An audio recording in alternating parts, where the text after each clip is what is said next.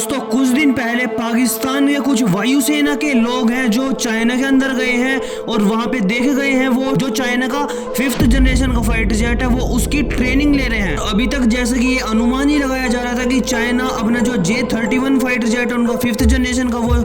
पाकिस्तान को बेच सकता है, पर लेकिन आज के टाइम पे तो ये सच भी हो चुका है क्योंकि आज के टाइम पे पाकिस्तान के कुछ लोग चाइना के दौरे पर गए हैं। तो इस न्यूज को जानने से पहले अगर आपने सब्सक्राइब नहीं करा तो आप सब्सक्राइब कर लो क्योंकि ज्यादा लोग हमारी वीडियो देखते हैं पर लेकिन उन्होंने सब्सक्राइब नहीं करा और लाइक भी कर लेना इस वीडियो को। और इस न्यूज को देखने के बाद जो भारत के नीति निर्धारक है और जो भारत के लिए डिसीजन बनाते हैं कि कौन सा हमें लड़ाकू विमान परचेज करना है या फिर क्या डिफेंस इक्विपमेंट हमें बनाना है, आज के टाइम पे उनकी जो नींद आ रही थी उनको वो जाग चुके हैं नींद से। आज के टाइम पे अगर चाइना पाकिस्तान को अपने ये 5th जनरेशन का फाइटर जेट सौंप देता है तो हमारे पास कोई जवाब देने के लिए 5th जनरेशन का फाइटर जेट ही नहीं है। ये बहुत बड़ी प्रॉब्लम भी बन सकता है भारत के लिए। जहाँ तक अभी तक हम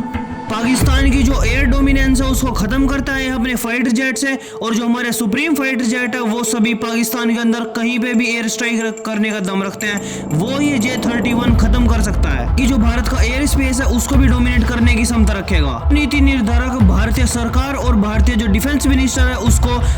सलाह देने का काम करते हैं। उन्होंने एक प्रपोजल रखा है कि आज के टाइम पे जल्द से जल्द भारत को एक 5th जनरेशन का फाइटर जेट खरीदना होगा, या तो F-35 अमेरिका का या फिर रशिया का Su-57। भारत का M का बनता है उससे पहले हमें अपना एक फॉरेन सप्लायर ऐसा चुनना होगा जो हमें 5th जनरेशन का फाइटर जेट पाकिस्तान से जल्दी प्रोवाइड करा दे। तो हम किसी बड़ी क्वांटिटी में नहीं परचेज करेंगे बल्कि एक छोटी क्वांटिटी में तो परचेज कर ले ताकि जो पाकिस्तान आज के टाइम पे ज्यादा उड़ने की कोशिश कर रहा है उसके पर काट सके। उन्होंने साथ ही साथ ये एडवाइस भी दी है जितना जल्द से जल्द हो सकता है उतना जल्द से जल्द हमें परचेज करना होगा। ये ऐसा ना हो इस डील के अंदर कि आप खरीदने तो जाएं या फिर बात तो करें बल्कि बात करने में ही तुम 2-3 साल लगा दो। इस चीज पर ना ध्यान दिया जाए कि हम कौन से उसके अंदर हथियार लगाएंगे या फिर कितने प्राइस पर खरीदने वाले हैं, बल्कि इस चीज के ऊपर ध्यान दिया जाए कि कितनी जल्दी से जल्दी हम अपनी वायुसेना के अंदर कंडक्ट कर सकते हैं इनको। साथ ही साथ ये भी कहा गया है कि जो एम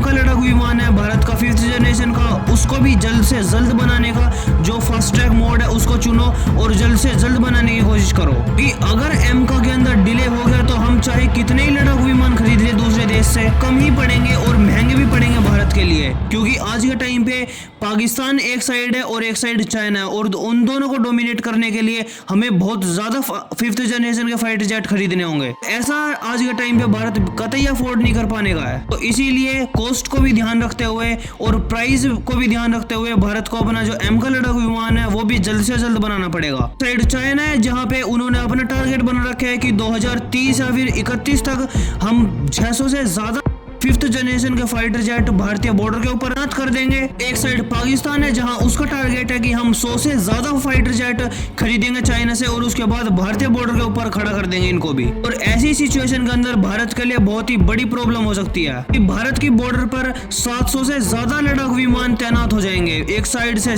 पाकिस्तान है क्योंकि और एक साइड से चाइना। तो आप इस चीज का खुद ही अंदाजा लगा सकते हो कि भारत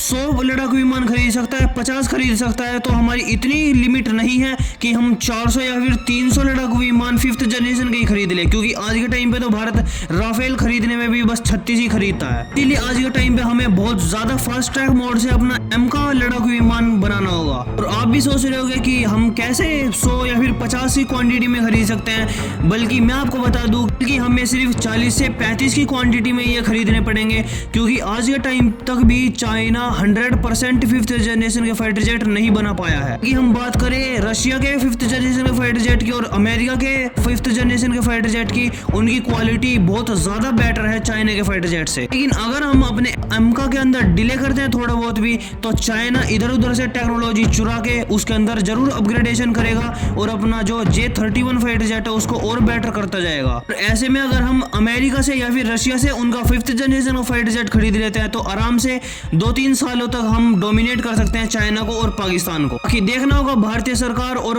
इंडियन एयरफोर्स कौन सा लड़ाकू विमान चुनती है, रशिया का या फिर अमेरिका का। तो इस न्यूज के ऊपर आपका क्या व्यू पॉइंट है वो कमेंट सेक्शन में जरूर बताना। बाकी अगर आपने सब्सक्राइब नहीं करा तो आप सब्सक्राइब कर लो, क्योंकि ऐसी न्यूज से रिलेटेड मैं वीडियो बनाता रहता हूँ।